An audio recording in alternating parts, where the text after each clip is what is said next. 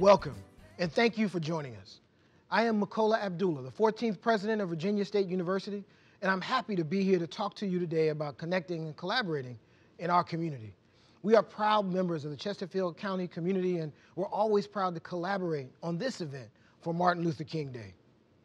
This event that's coming up now will feature Dr. Zoe Spencer, who is the director of our Center for Policing, Dr. Wes Bellamy, who is the director of our John Mercer Langston Leadership Institute, and one of our students, Kendrick Mason Wiggins. I hope you enjoy the program, and thank you again for joining us. Hi, I'm Kevin Carroll, the Matoka District Representative on the Chesterfield County Board of Supervisors. I'm honored to have this opportunity to extend the warmest of greetings on behalf of the entire board in Chesterfield County. You know, not even a years-long pandemic can get in our way of recognizing the extraordinary legacy of a man whose intellect, compassion for others, and commitment to change continue to transform and guide our lives today.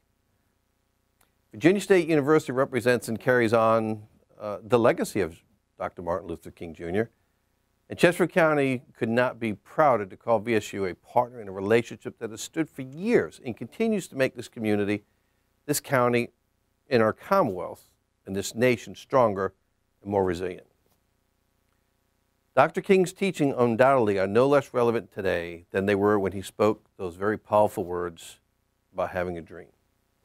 Together, we all hold a responsibility to carry on Dr. King's legacy, not just through today's program or the many other volunteer activities happening today, or through the recognitions we will bestow upon others today, but through our daily lives as we continue to carry on Dr. King's message and transfer his knowledge to all others to the best of our collective abilities. I'm so very proud to represent the Matoka District and the wonderfully diverse array of people who call this district home, and also because of the outstanding institution we have in Virginia State University and all that it represents toward carrying on that dream.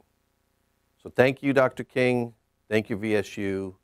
God bless all of you, and God bless the United States of America. Thank you so much to the Honorable Dr. Casey. I would like to start us off by introducing two of Virginia State's greatest professors in Dr. Zoe Spencer, a professor of sociology, and Dr. Wesley Bellamy, a professor of political science. How are you all today? Hey, how are you? Doing great. Thank you so much for having us. Great. I'd like to start our conversation off today asking about two of the projects that you both are doing. For Dr. Z, it would be the Center, as we affectionately call it here. Could you share a little bit about the Center before we go forward?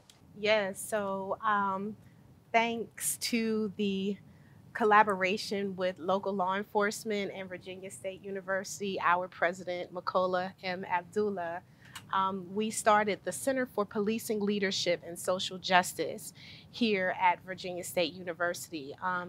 It's a really timely work. We started it after the uprising that resulted from the brutal death of George Floyd. And the center's purpose and mission is to really bridge the gap between law enforcement, our Virginia State community, and our community at large. So through the work at the center, and even before the center, we've been able to collaborate with our local and regional police departments. Shout out to Chesterfield County Police Department, who was first in this mission, Colonial Heights, Hopewell, the list goes on and on. We've been doing the work around trying to bridge the gap between the community and law enforcement, and to engage social justice issues in our activism space. Absolutely. Can't nobody say it like Dr. Z. That's why I asked her to say it. Dr. Bellamy, I know that you also have been working with the John Mercer Langston Institute. There you go. For African-American political leadership. That was impressive. You got it on the first try. Do you see? I'll take it. Could you share a little bit about your work? Sure. So the John Mercer Langston Institute for African-American Political Leadership is actually a brainchild of the university, named after our first president, John Mercer Langston, who in my personal estimation, one of the baddest and boldest African-Americans to ever walk the planet in the history of our time. And essentially what we're discussing through our cohort, through our initial cohort in the program overall, is empowering the next generation of Black political leaders across the Commonwealth. We think that it's imperative that we not only develop a pipeline, but we ensure that we talk not only about local, seats in elections, statewide seats in elections, but how do we merge the gap between activism, organizing, and politics as a whole? For some individuals, politics can be seen as a quote unquote dirty word. And what we want to do is engage our folks from, regardless of your age, your background, whatever your political affiliation, that you have the tools and you have the knowledge to be able to go and create the change that we're looking to create specifically for our people, to impact our people throughout our communities. Absolutely. Completely beautiful. So with the work that you both are doing, and our theme today, which is connecting and collaborating in the community, can you share how you think that the work that you're doing individually with these institutions in the center, how can this work empower students and community representatives to do this work together moving forward? Well, I think it's important for us to notate and understand that nobody else is going to do this for us. My favorite quote from Dr. King is essentially some words that inspired the infamous song, "Say It Loud, I'm Black and I'm Proud" by James Brown. But Dr. King had a speech in which he described how no Johnsonian civil rights bill is going to do this for us. No Lincolnian Emancipation Proclamation is going to do this for us. If the Negro is to be free, then he or she must sign with the pen of their own self-assertive manhood, or womanhood for that matter, and their own freedom. And he was very intent on describing how proud he was to be a Black person, how proud he was to be a Black man, and how we can't allow anyone to make us feel ashamed of who we are. But furthermore, we have a responsibility and obligation to do for ourselves, take care of each other, and ensure that we have each other's backs. So when you talk about collaboration, it's literally in the spirit of Dr. King. When Dr. Spencer had her event here at the MPC, I was there making sure I show love. Whenever I have anything, she's there showing love. She even had me out in Hopewell, a place I had never been before, but I was there because it's important to support and collaborate. And I think that's what we're doing when we're talking about students. It's one thing to describe the work in which we're talking about, but before you can get to the work, we have to love each other. We have to be willing to support each other.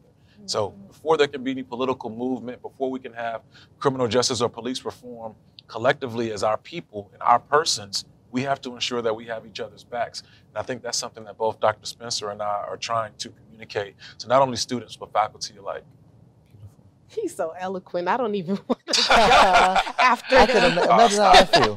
Yeah, so everything that he just said, I think it's important to note when you ask the question, you ask in the work that we do individually, there is no individual work. And I think, Dr. Bellamy articulated that the work cannot be done without the collaboration of the community members. It's the work that I'm doing in particular, it cannot be done without the collaboration and cooperation and commitment of law enforcement leadership, of political leadership. And of course, the students are integral to the work that we do. We stand in the classroom and we talk about theories and concepts, but theories and concepts mean nothing without praxis or practice. And so, I think the beauty of the centers that we have been blessed to be able to create is to be able to provide opportunities for students like yourself to engage, to see what organizing looks like, to network with the community members that we're collaborating with, and to be able to build. Because, I'm older than Dr. Bellamy and I'm on my way out. So we have to. You ain't going nowhere. What you talking about? On your way out? Right now, but I'm saying, so we have to prepare leaders, for the future, so that when we pass the baton, the work can be done. So I'm grateful, and I have to say this too. I am grateful for the bravery of the law enforcement leadership across the board that agreed to participate in this very, very critical and uncomfortable work. So I'm going to say, and I'm grateful, of course, to Virginia State for affording this space to be able to do the work. So absolutely, I've participated in events with the center, and being in the room and working with that many, because my background does not afford for positive thoughts as it relates, or to positive interactions with people of law enforcement. But to be in that space and see how many of those people actually look like us, I appreciate the opportunity to sit at a table with them, hear what their thoughts are, and for them to listen to our thoughts as well. One of the key pieces that you both shared were how collaboration, the individuality doesn't really exist because the whole point is to collaborate. We know that in 1954 and back in that day and time frame when the civil rights movement was started, it was led by student leaders at HBCUs. The student leaders of HBCUs are the ones who pushed for the Johnsonian Civil Rights Act of 1964. So what would you say to the student leaders that you guys encounter on a day-to-day basis here at Virginia State University as it relates to creating movements with longevity? How can we change the way that we approach our issues to actually get to the White House again? The first thing I think I would say is that it takes being brave. It takes coming out of a comfort zone. You know, on another level, it takes following your divine purpose and what your divine purpose would have you do. You know, activism and organizing takes on different forms, right? People think that activism is being outside, but that's not, you know, what it is, which is why the work that Dr. Bellamy is doing in the center is so important. You have to be in different places. And so one, taking advantage of the opportunity here at Virginia State to work with great professors here, taking advantage of the space that's created here for you all to learn, to grow, to network, to interact. But at the end of the day, it really, really involves being brave. This work with the center and working with police, that wasn't my comfort zone. But, you know, the work has to be done. And when you're trying to invoke a transformative change, right, the work is not going to be comfortable and it's not going to be easy, but somebody has to be brave enough to do it. Not just one person, somebody's have to be brave enough to do it, right? Absolutely. Absolutely. I don't really know what else you say outside of that. I think kind of what comes to mind initially, though, is if I could reiterate a point that Dr. Spencer alluded to in regards to somebody's and understanding that the movement takes on several different faces. When I look at our president, Makola Abdullah, who I tell him all the time, I'll follow him anywhere. I call him T'Challa. He's like, you know, he is the Black Panther, yes, if you will. Wakanda forever. But yeah, but I love the fact in which he allows for persons to show up as their authentic selves and push the envelope and do what you need to do, obviously within reason and be respectful, but the autonomy to move forward. And I think that's a real representation of the movement. I'm not saying this to drop a name, but I think about a conversation I've had with one of our ancestors, John Lewis. He talked to me about how he and Dr. King would often have very heated debates. Some would even call them arguments. And how there was a feeling in which they had similar goals, but in some instances they needed to take different paths. But overall, they were able to get to eventually where they wanted to get to, and they're still pushing and fighting. Even to today, we're still carrying that torch, if you will. And it's important for us to understand that. We are going to look different when we show up as our most authentic selves to fight this fight, and that's okay. No one individual has to do anything the exact same way. No organization, no group of persons has to have the same philosophy in order for us to be able to move forward. I enjoy dressing like this, but if I need to, I will dress like how you are. This doesn't mean that I'm selling out or being any different from myself based on how I show up. So being patient with our people, but impatient with progress is of the utmost importance. Patient enough with ourselves to understand, again, that we will be different, even if we have the same goal, but understanding and impatient enough in terms of progress that no matter what, we're gonna be willing to lock arms because you're my brother, you're my sister, or however you identify, and we're gonna continue to push this road down together. I wanted to jump into to what Dr. Bellamy said about the conversation between Dr. Lewis and Dr. King. You know, I think understanding too that when you are innovating and when you are organizing and when you are collaborating, one of the most principal pieces to that is dissonance, right? Having different ideas. You know, nobody gets to a transformative space when everybody is conforming to the norm. So it requires innovative thought. It requires transformative thought. It requires people who are innovators to get in a room together and disagree and understand that disagreement is not a negative thing. Disagreement, when people are able to understand the differences, make people stronger, and then those people create those movements and create those collaborations that are much more strong than conformity. So I just wanted to jump in. Absolutely. I could tell that I've been trained by Dr. Z, because I was thinking the exact same thing. There you go. What brings the value to the table, the reason that you're at the table is because you may have a different set of experiences. You may have experienced this in this format, and I may have seen it and experienced it this way. And what brings us together is not collaboration if we're bringing the same concepts to the table. And so in that class of thought, can you share a time or an experience you had where you had to lead not only bravely, but from a place of disagreement? Even though we have the same goal, even though we have the same concept, we both want to get to this place. The way that I think we should do it and the way that you think we should do it are completely different. And how that made you a better leader, and how that affected collaboration in that aspect. How can you share an experience like that? So I'll go because mine is right at the forefront. The idea that social justice and policing leadership can exist in the same sentence. So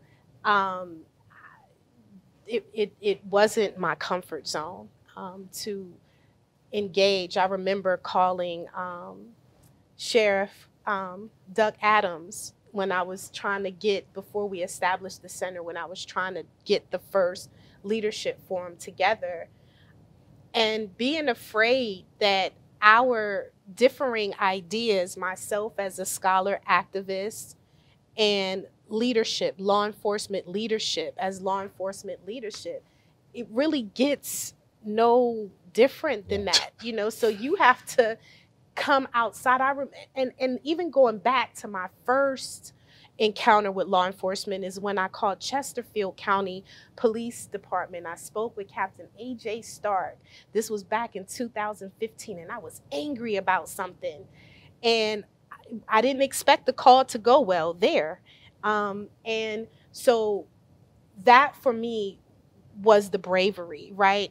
And then the revelation is understanding that everybody has an interest in the work that needs to be done to build trust and to build empathic and humanitarian relationships between law enforcement and the community, and to be able to break that historic divide that comes from a legacy of stereotypes and laws that are oppressive, and having those hard conversations, talking about culture.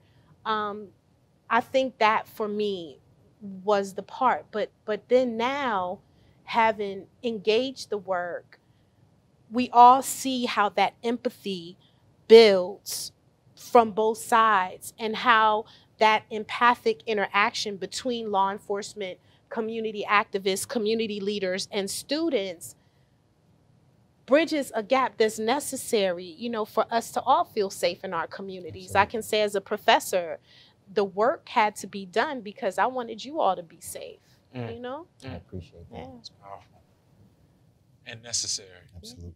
I think about when we were going through the statue removal stuff in Charlottesville, and just differing with individuals who I believe to be mentors, folks who I really looked up to, and people essentially telling me, like, I'm ruining the state, I'm destroying our city. I remember how comfortable it was in some instances being seen, quote unquote, as the statue guy. You could go around the state and people just look at you crazy, or not want you to come into certain establishments. But more, I think what maybe I learned the most from that was not everybody's going to understand your vision. That's right. And I think it's important that as quote unquote leaders, for you to be resolute in what you believe, that me personally, you know, what I believe that God gave me on my heart to do, and you see that through. And when individuals come along, they come along. But being open to recognizing that your particular way may make some people uncomfortable. Some individuals, again, may not understand it, but that doesn't mean that you have to stop. But but that also doesn't mean that you can't take their advice. Absolutely. Or yield some of the wisdom or understand some of the wisdom in which they're trying to provide to you on your journey. And I would say, lastly, even in the midst of when you are having different opinions and in uncomfortable situations, there's always going to be a place in which you feel welcome and at home. Like for me, when I'm in Charlottesville, in my neighborhoods and within my community, I'm always feeling as if I'm at home. Beautiful. Individuals are very intentional about making me feel at home. The reason why I chose to work here and be here at Virginia State and drive an hour and a half is because President Abdullah, Dr. Palm, the students, our faculty, they very much so make me feel at home. So, even in the midst of when you are dealing with challenges, when you're trying to lead, understanding that leaders can also lead from the back. Leaders don't have to just lead from the front. Absolutely.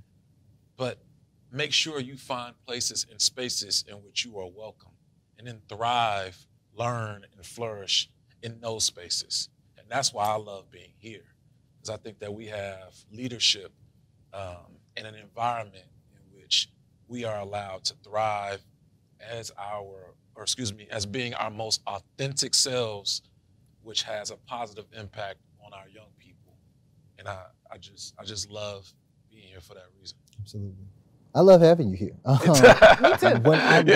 When I got to Virginia State, the fall of 2019, one of the first people that I was just ecstatic to meet was Dr. Wes Bellamy.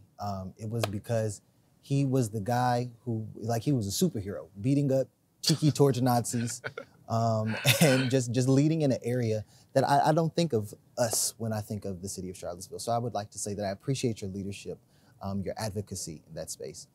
Dr. Z, when I got here, I did not know how excited I was to meet you. I can say that I am so much more the better for having just been in your space, in your area. You are the professors that will change my life and will then change the lives of the people that I encounter, because I'll carry pieces of your philosophy. Looking back on your experiences, both of you are HBCU graduates. Looking back on your experiences, what are some of the moments that you saw your professors or your advisors literally fighting tooth and nail for you in ways that would change the way that you changed other people's lives? I have one specific, Dr. Ora Span. I was a business management major, and if not for her, I would not be in Virginia. I had a job offer here, because I'm originally from Atlanta, went to school at South Carolina State, and I had a job offer here in Virginia, in Charlottesville, and I'm like, I'm not moving to Virginia. I've never been to Virginia. What is it, Charlottesville? I'm not moving there. I'm not doing that. She's like, boy, you're gonna do it. I'm like, well, nah, we got midterms. I'm not doing it, blah, blah, blah. She's like, nah, you're gonna go in my office. You're doing the interview. You going. And she came to visit me when everything was going on in Charlotte. She's come up a couple times. And I think, it's situations like that. I remember I got my master's and my doctorate from here. Dr. Shout out to the College of Education. Shout out to the College of Education. I remember Dr. Brooks Buck. Literally, I was lost. I had never been to the campus. She literally walked me to every classroom in Harris Hall until I found my class. Like those experiences in terms of nurturing, you won't find other places. And that's why I think it's so important for us to provide those experiences for y'all. Like I tell y'all all the time, I work for you, literally. I would do this job for free, and they pay me. So I mean, it's all good. I work for y'all, so I give you my cell phone number, DM me, whatever, because I know what these kind of environments did for me. We have an obligation. No matter if we have verified checks on social media, whatever, we have an obligation to give that back to y'all. That was a long answer, but yeah, that was dope. No, and I before I answer, I wanted to give kudos to Dr. Bellamy because I think that he underplays the work that he did in Charlottesville. And sometimes when you're fighting, you face a great degree of ostracism in the fight to do the right thing. And you know, a lot of times when you're fighting to transform situations, to transform spaces, people don't really recognize or value that fight, and the reward doesn't come immediately. And sometimes when it comes years after or whatever, you don't even get the credit for the sacrifice that you made to make it happen. So I want to point that out, because leadership requires ostracism sometimes, right? And you can't be afraid to be by yourself when you're fighting the good fight. You just got to make sure you're fighting. That's a word right there. Yeah, no doubt. Listen, I kudos to you, Doc. For me, HU, you know, Howard University is my alma mater 3 times. I didn't break it until I got a law degree at University of Washington in St. Louis. But Howard is my foundation, and I could probably sit here for hours and talk about the many influences, both in my undergraduate, my master's program, and my PhD. But what I think I learned most through the HBCU experience, period, is the family environment, and the fact that I knew that every one of my professors, no matter how hard they were on me, were that because they wanted the best for me and they wanted to see me grow. And that's the reason why, you know, I made sure that I was committed. You know, we have choices, you know, but we commit to coming to the HBCU to pass on the legacies that our, you know, I call them our foremothers and forefathers, the ones who educated us and nourished us and nurtured us, to pass that on to you guys in this space. You said something real quick. I think I don't want us to lose how it's a choice for us to be here.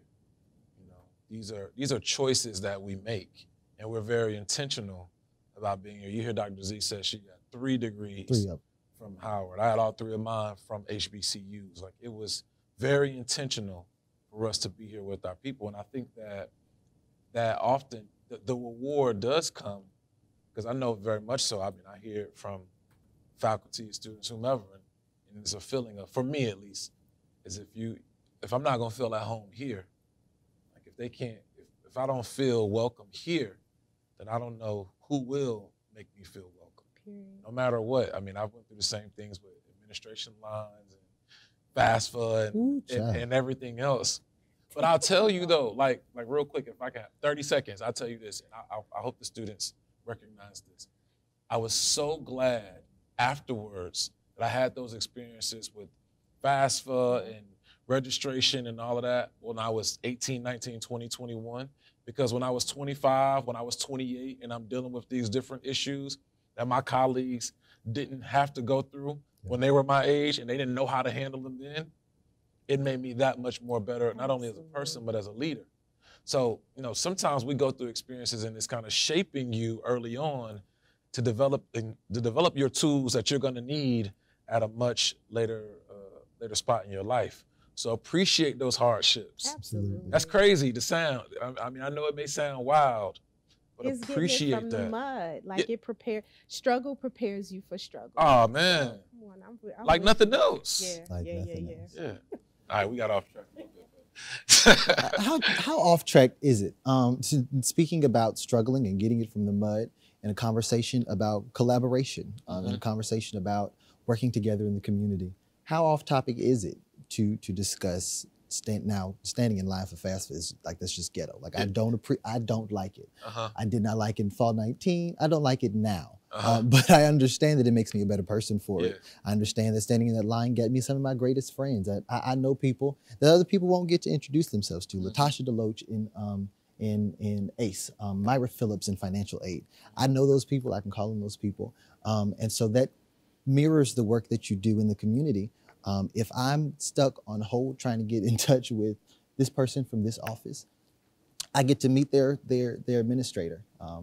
But if we're being real, though, a lot of that is also systemic, because if we have more resources, as HBCUs have consistently been underfunded, then, you know, they'll, anyway. Shameless plug. He said it. He said it. And, my last question I'd like to pose to you both is, in celebrating, in the spirit of Dr. King, can you share something from your tenure as HBCU students, even as HBCU professors, something from his leadership that has really affected you and that leads you internally as you do this work?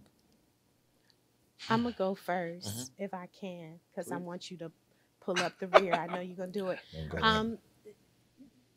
Dr. King's whole legacy centered on uniting people and getting people from all walks of life, from all economic status, from all racial backgrounds, ethnic backgrounds, to come together and work around the common goal of promoting equality and equity for African American people, period. He crossed into politics in his work with the presidents to get legislation passed. He organized sit-ins. He organized boycotts. And so when you think about his legacy, he did it all. His legacy really is grounded, the foundation at the HBCU, and his legacy is grounded in the work that we both do. I'll let Dr. Bellamy speak for himself, but for me, the work that we are doing, the collaborative work that we're doing with law enforcement and with our community members and bringing people together to build trust and build a historic gap is grounded on the legacy of Dr. King and others who did that work. So I'm humbled, and I hope that honestly, this is corny, but I hope that I make them proud in the work that we're both doing, but in the work that we're doing collaboratively. Beautiful. I would say what I've learned from Dr. King is the most radical thing that one can do is have an unyielding love for our people, and to give yourself and your life, be willing to give your life for your people. You can love all people, which I also believe we have an obligation to do. Absolutely. But above all, we have an obligation and a duty, and for me, a purpose and a calling from God to ensure that our people have what we need in order to be better tomorrow than we were today. So that means you have to have an unyielding desire to be graceful, even when some of our people make us upset, an unyielding desire to be patient when we feel as if individuals aren't moving the route in which we want them to, i.e., we saw Black leaders try to push Dr. King out of Chicago when he was there fighting for fair housing rights, or we saw individuals try to tell Dr. King he's only causing trouble during Montgomery bus boycotts or when he would lead protests and so forth. There's an emphasis on economics that we have to also position ourselves towards, which is what Dr. King spoke a great deal about during his later years. And then lastly, I will say, it's okay to not be liked. Because Dr. King had a 25% national approval rating at the time of his death. Now he has a national holiday. Hello. You don't always, quote unquote, get your flowers in the immediate, but that doesn't mean you stop doing the work. Absolutely. That also requires a great deal of sacrifice. So for me, if there's anything, it's all of that. It can't just be one thing. The sacrifice to drive, the sacrifice to be patient, the sacrifice to, just be graceful, and the sacrifice to be appreciative are all things that I've taken from him, and I think it's important for us to be aware of while we're here and essentially pass that down to you all. Absolutely. So that we keep the legacy of Dr. King and other great leaders who made the greatest sacrifice, that is their life, to promote change for the people. So we are officially passing the torch to you and your colleagues. I'll carry it with pride. I would like to say thank you to the both of you. It has been such an honor to sit and to chat with two of my greatest inspirations on this campus. I'm so humbled by this opportunity to share this conversation with you both. Thank you so much for tuning in, and happy MLK Day to you.